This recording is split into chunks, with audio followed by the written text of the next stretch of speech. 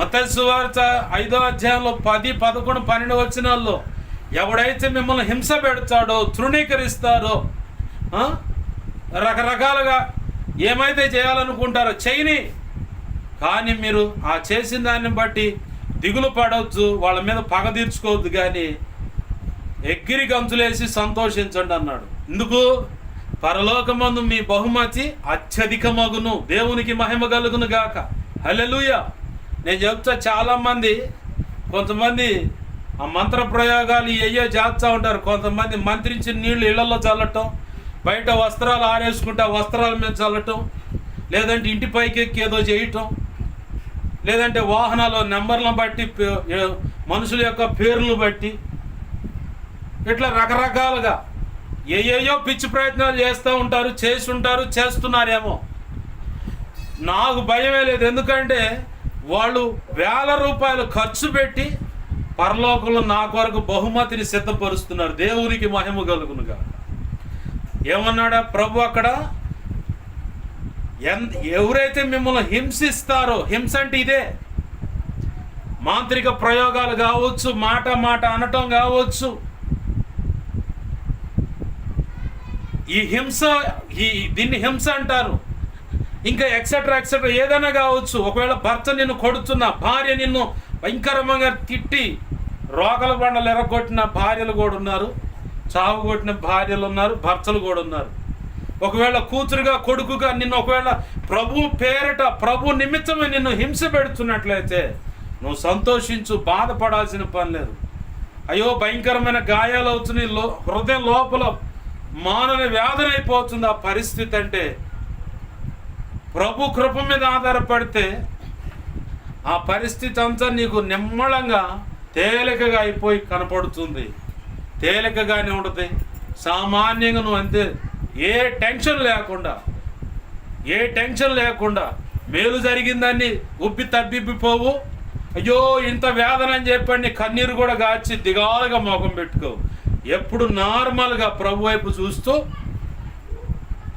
అది తిండికి లేని పరిస్థితి అయినా, ఆర్థిక ఇబ్బంది అయినా, అనారోగ్య సమస్య అయినా, ఎవడైనా నిందించినా, వేధించినా, తిట్టినా, కొట్టినా, లేదంటే ఇట్లాంటి మంత్ర ప్రయోగాలు, విగ్రహ సంబంధించిన మంత్ర ప్రయోగాలు కూడా చేస్తూ ఉంటారు కొంతమంది. వాళ్ళు ఇష్టదైవాల దగ్గర పోయి విగ్రహాల ముందు కూర్చొని పూజలు చేస్తారు. మానక అయ్యే పని చేయవు, సావు. నేను అదే అంట, నేను మొచ్చుకునేదైతే మీరు ఎంత ప్రయత్నం చేసినా మీకు కీడు కలుగుతే తప్ప దేవుని యొక్క మహా ఉగ్రత వచ్చి పడి, అది ఏ కీడైనా కావచ్చు చెప్పలేము. ప్రాణాలే తీసేయచ్చు, ఇంకెంత కీడైనా చేయొచ్చు, చెప్పలేము. అది ఇది జరుగుద్దా, ఇది జరగదని చెప్పడానికి దైవజనుడి చేతిలో లేదు. దైవజనుడి చేతిలో లేదు.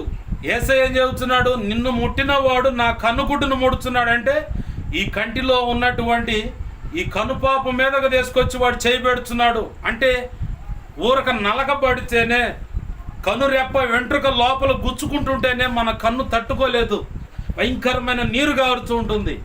మరి ఏకంగా కనుగుడ్డునే ముడుతున్నాడంటే అప్పుడు ఆయనకి ఇంకెంత వేదన కలుగుతుంది. ఆ వేదన బట్టి వచ్చినటువంటి ఆ నొప్పి, ఆ తీవ్రతను బట్టి ప్రభు అంటాడు, నా నామ ఘనత కొరకై ఇది చేతును. గతంలో కూడా చెప్పాను, ఎరికో పట్టణం విషయంలో అయినా, ఎర్ర సముద్రం విషయంలో అయినా, ఎరికో పట్టణం విషయంలో అయినా, ఎర్ర సముద్రం విషయంలో అయినా, అమాలేకుల విషయంలో అయినా సరే, బెల్షాజర్ అనేవాడు దేవుని యొక్క సన్నిధిలో ఉపకరణాలు, ఇవి దేవుని సన్నిధికి సంబంధించినవి అంటే కదా, ఆయన సన్నిధికే వాటిని వాడాలా. కాదని మన ఇంటిలో మన ఇష్టం వచ్చినట్టు వాడితే దుమ్ము గొడుచులు.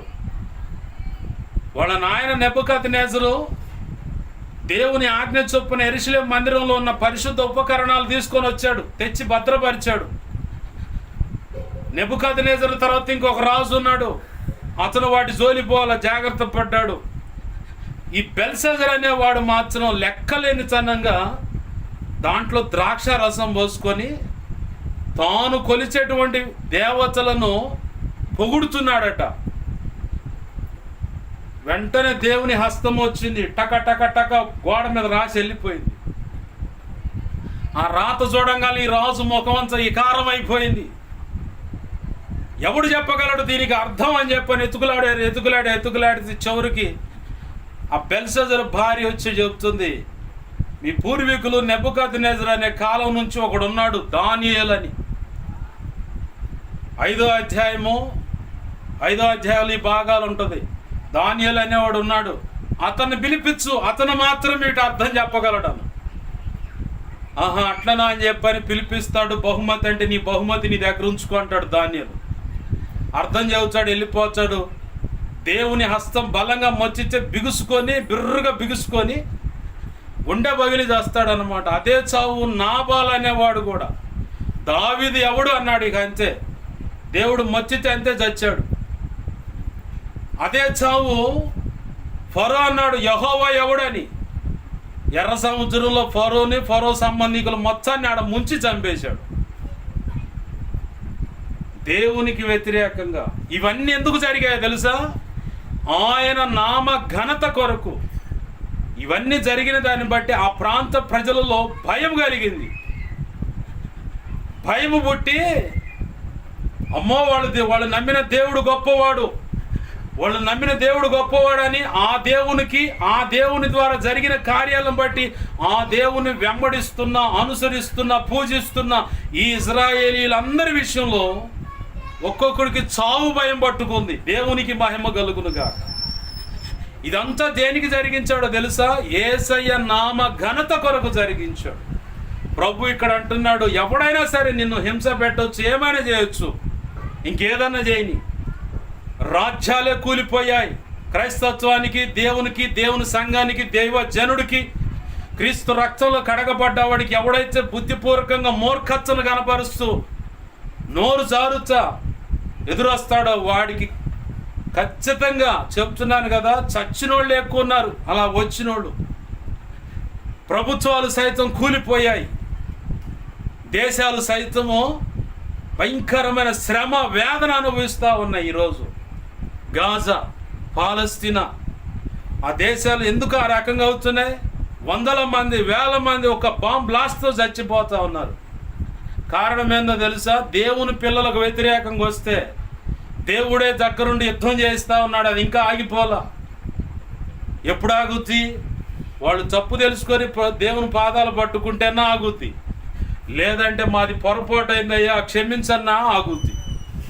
వాళ్ళు అట్టేం చేయరు, ఎందుకంటే వాళ్ళకి జరగాల్సిందే. అది బైబిల్ గ్రంథ ప్రకారము వాళ్ళకి జరగాల్సింది ఇప్పుడు జరుగుతుంది. ఎవడు ఎంత ప్రార్థన చేసినది ఆగట్లా. కారణం, దేవుని అనాది సంకల్పంలో పరిశుద్ధ గ్రంథంలో రాయబడిన రీతిగా ఇప్పుడు వాళ్ళకి ఇవ్వాల్సిన అవకాశం ప్రభు ఇచ్చాడు. అది అయిపోయింది. ఈ యుద్ధ రూపేణ వారినే రేపి ఇజ్రాయెల్ ప్రజల మీదకి వస్తే వారే వచ్చి, ఇజ్రాయెల్ ప్రజలు వచ్చి మొత్తాన్ని వరుసపెట్టి మొత్తాన్ని బాంబ్ బ్లాస్టింగ్ కానీ ఇంకెట్టన్నా కానీ మొత్తాన్ని చంపి పండుతున్నారు. ఆయన నామ ఘనత కొరకే జరుగుతుంది. నా ప్రభు ఏం చెబుతున్నాడు? నిన్ను ముట్టిన వాడు నా కనుగుడును ముడుతున్నాడు. వాడు స్త్రీ కావచ్చు, పురుషుడు కావచ్చు, రాజకీయ నాయకుడు కావచ్చు, వాడు ఎవడైనా సరే నా కనుగుడును ముడుతున్నాడు. కాబట్టి నా నామానికి ఘనత తెచ్చుకోవడానికి నేను ఈ కార్యం చేస్తున్నాను అంటుంది లేఖనం. అక్కడ ఎగిరి సంతోషించమన్నాడు యేసయ్య. ఇలాంటి జరిగినప్పుడు పరలోకంలో మీకోసం బహుమతి అత్యధికమవుతుంది. నేను అదే అంటాను, కష్టపడి 1000 రూపాయలు ఈ మాంత్రికకి ఏదైనా విషయాల్లో వాళ్ళు వెచ్చించి 1000 రూపాయలు వాళ్ళకు పోసి ఈ కీడంతా చేయాలని చూస్తుంటే అది వాళ్ళకే తగులుతుంది. చెట్టు చివరికి చెల్లి ఫలితార్థం ఏంది? నాకు పరలోకంలో బహుమతి ఏర్పాటు చేస్తున్నాడు. ఎవరికి వాళ్ళు అనుకోవాలా? అయ్యో మాంత్రిక ప్రయోగాలు చేస్తున్నారు కదా, మా అమ్మాయిల మీద, మా అబ్బాయిల మీద, మా ఇళ్ళ మీద, మా బళ్ళ మీద, మా సంఘం మీద ఇంకేదో జరుగుతుందని పొర్రపాటును కూడా నీ దరిదాపులు కూడా రావు. ఎందుకంటే అగ్ని ప్రాకారం ఆయన ఉన్నాడు. దేవునికి మహిమ కలుగునుగా. మానక తన భక్తుల ద్వారా ప్రార్థన చేయిస్తా ఉన్నాడు. మానక తన భక్తుల ద్వారా ప్రార్థన చేయిస్తా ఉన్నాడు. ఒక వ్యక్తిని టార్గెట్ చేశారు కొంతమంది. టార్గెట్ చేసి అత్యంత ప్రమాదకరమైన, ఇంకా లేవు ఇట్లాంటి అన్నటువంటి అత్యంత ప్రమాదకరమైన మంత్ర ప్రయోగాలు ఆ వ్యక్తి మీద చేయిస్తూ ఉన్నారు. దైవజనుడు అతను. వీడిని ఎట్టనా కానీ ప్రాంతంలో లేకుండా ఒక ప్రాంతానికి వెళ్ళాడు దేవుని సేవ చేయడానికి. వీడిని ఎలాగాని ప్రాంతంలో ఉండకుండా చేయాలి, లేదా వాడు చావాలి, వాడు బ్రతకూడదు, చావాలని చెప్పని భయంకరమైన మంత్ర ప్రయోగాలు, ఇక అవే ఫైనల్, ఇక లేవు అనేటువంటివి అనేక పర్యాలు అమావాస్యను చూసుకొని, ఆ పున్నమిని చూసుకొని, పౌర్ణమి నాడు, అమావాస్య నాడు ప్రత్యేకంగా, మళ్ళీ విడి టయాల్లో ఇన్ని రోజులని, 3 రోజులని, 7 రోజులని, 11 రోజులని యజ్ఞాలు, హోమాల రూపేణ ఇలా ఎన్నో రకాలుగా కొన్ని జంతువుల యొక్క రక్తాన్ని ఒలికిస్తూ ఉన్నారు వాటి మీద. చిట్ట చివరికి ఏమవుతుందో తెలుసా? వారి కడుపును పుట్టిన పసిబిడ్డలు, మనము సంతానం ఉంటుంది కదా, పసిబిడ్డలు, ఆడపిల్లల, మగపిల్లల యొక్క రక్తం ఎలా చిందిస్తున్నారో తెలుసా? అది ఒకవేళ చాకుతో వస్తే ఎందు గాయం, మీ అబ్బాయికి మీ అమ్మాయికి ఎందుకు అయింది ఇక్కడ గాయం, ఏమైందని అడుగుతారని బ్లడ్ శాంపిల్ తీసేటప్పుడు ఒక చిన్న చిరంజీవి ఆ నరంలోకి ఎక్కించి బ్లడ్ శాంపిల్ తీస్తారు. ఇది ఒక కోణం. అలాగనే ఆ వ్యక్తి బ్లడ్ గ్రూప్ ఏంటో తెలుసుకోవటానికి సూదితో ఆ ఏలు మీద పొడుస్తారు. పొడిచినప్పుడు రక్తం ఆటోమేటిక్ బయటకు వస్తుంది. ఆ వచ్చిన దాన్ని ఒక డ్రాప్ అలా పడేలాగా ఇదొక మార్గం. ఒకటేమో జ్వరం వచ్చినప్పుడు, ఒంట్లో బాగున్న బీపీఓ షుగర్ చెక్ చేయడానికి తీస్తారు బ్లడ్ శాంపిల్, చిన్న చిరంజీలోకి తీస్తారు, లాగుతారు బ్లడ్. అలాగ తీసి వాటి మీద ఒలికించి వాళ్ళ పసిబిడ్డల రక్తాన్ని దాని మీద పోసి, ఇంకోటేమో సూదితో అలా పొడిసి ఆ డ్రాప్తో దాని మీద వేసి, అంటే వాళ్ళ కడుపు కాల్చుకోవటానికైనా సిద్ధపడుతున్నారు. 9 మాసాలు మోసి నరక యాతనని ఆ శ్రమలు అనుభవించే బిడ్డకు జన్మనిచ్చిన ఆ తల్లి కూడా సహకరిస్తుంది. అంటే ఎంత పగ పెట్టుకున్నారో చూడండి. అంత భయంకరమైన పగ పెట్టుకొని మంత్రిక ప్రయోగాలు చేస్తూ ఉంటే దేవుడు ఆ దైవజనుడు లేపుతా ఉన్నాడు, పైకి లేచి మోకాళ్ళ మీద ఉండాను, మోకాళ్ళ మీద ఉండు. ఏం ప్రభు అంటే, మోకాళ్ళ మీద ఉండి స్తుతించు, కొంచెంసేపు స్తుతించు అని చెప్పని ప్రభు ఎప్పటికప్పుడు ప్రతిరోజు అలర్ట్ చేస్తున్నాడు ఆ దైవజుడిని. స్తుతించు, లేచి స్తుతించు. 50వ కీర్తన 23వ వచనం అంటే అది చివరి వచనం, ఇంకేం లేదు. అక్కడ రాసి ఉంటుంది, స్తుతి యాగము చేయువాడు నన్ను మహిమపరుస్తున్నాడు, తద్వారా దేవుని యొద్ద నుంచి రక్షణ మార్గం తానే ఏర్పాటు చేసుకున్నాడు. అదేనా ఉంది అక్కడ? స్తుతించు అన్నాడు. స్తుతించడం వల్ల ప్రభు యొక్క బలమైన సన్నిధి ఎక్కడది? ఎవరు సమీపించరాని తేజస్సులో ఉన్నటువంటి ఆ బలమైన సన్నిధి మీ మధ్యలోకి వచ్చుద్ది. అందుకే ప్రభు కృపను బట్టి నాకు స్తుతించడం మొదటిగా నేర్పాడు నా ప్రభు. దేవునికి మహిమ కలుగును గాక. హల్లెలూయా. స్తుతించు అన్నాడు. కొంత అయిపోయిన తర్వాత ఎప్పటి వల్లే నువ్వు చేసుకునే ప్రార్థన చేసుకో, ఎప్పటి వల్లే నువ్వు చేసుకునే ప్రార్థన చేసుకో అన్నాడు. సరే ప్రభు అని ప్రార్థన చేసుకుంటా ఉన్నాడు. ఈ ప్రార్థన చేసుకుంటుండగానే ఆ వ్యక్తి ఉన్న ఇంటి చుట్టూరు,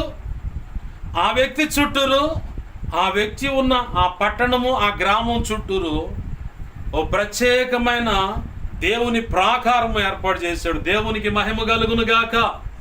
ఆ మాంత్రికులు బలమైన ప్రయోగిస్తూ ఉన్నారు. బలమైన అత్యంత ప్రమాదకరమైన ఇలాగనే పసిబిడ్డల రక్తాన్ని కూడా వాటి మీద పోసి, వాటికి ఎర్రగా వేసి, అవి మా పిల్లలను చంపినా పర్లేదు, వాడు చావాలా, వాడు ఉండకూడదు, వాడి కుటుంబీకులందరూ చావాలా, అంత పగబెట్టుకొని చేపిస్తూ ఉన్నారు. ఆ చేపిస్తున్న విషయం ప్రభు ఎరిగాడు, దైవజనుడికి తెలియదు. ప్రభు చెప్పిన మాట ఒకటే, లేచి నువ్వు స్తుతించు, ప్రార్థించు. కొంత సమయం స్తుతింపజేశాడు. ఆ తర్వాత ప్రార్థన యథావిధిగా నీ ప్రార్థన చేసుకో చాలన్నాడు. తన ప్రార్థన టైము చేసుకున్నాడు. ఇక వణుకు అన్నాడు ప్రభు. ఈ మాంత్రికులకు అంతుపడచల్లా ప్రయోగించబడిని ఆ ఊరు దాకొచ్చనే కానీ పోవటంలో లోపలికి. ఈ మాంత్రికులు అడుగుతా ఉన్నారు, ఎందుకని మీరు పోవట్లేదంటే, అతను చుట్టూరు, అతనున్న ఇంటి చుట్టూరు, అంటే కుటుంబీకుల చుట్టూరు, అలాగనే అతనున్న ఆ గ్రామం, ఆ పట్టణము చుట్టూరు అగ్ని కంచె ఉంటుంది. మేము అట్లా అడుగు పెడదామని వెళుతుంటే భగ్మని అంటేనే అగ్ని కంచెగా పడిపోతుంది ఆ ఊరి చుట్టూరు. ఆ ఊరి చుట్టూరు అగ్ని కంచె ఉందయ్యా. అందువల్లే మేము పోలేకపోతున్నామని ఈ మాంత్రిక శక్తులు పోయి ఆ మాంత్రికుడితో చెప్తా ఉన్నాయి. చూశాడు, ఎంత ప్రయత్నం చేసినా వల్ల కాలేదు. చివరికి ఆ మాంత్రికుడు చచ్చాడు, ఆ చేయించిన వాళ్ళు కూడా చచ్చారు. కొంతమంది భయపడుతుంటే బాధపడతారు, అమ్మో మా మీద ప్రయోగించం. ఏమైతే యేసయ్య కంటే శక్తివంతమైనయా అది చెప్పు నువ్వు నాకు.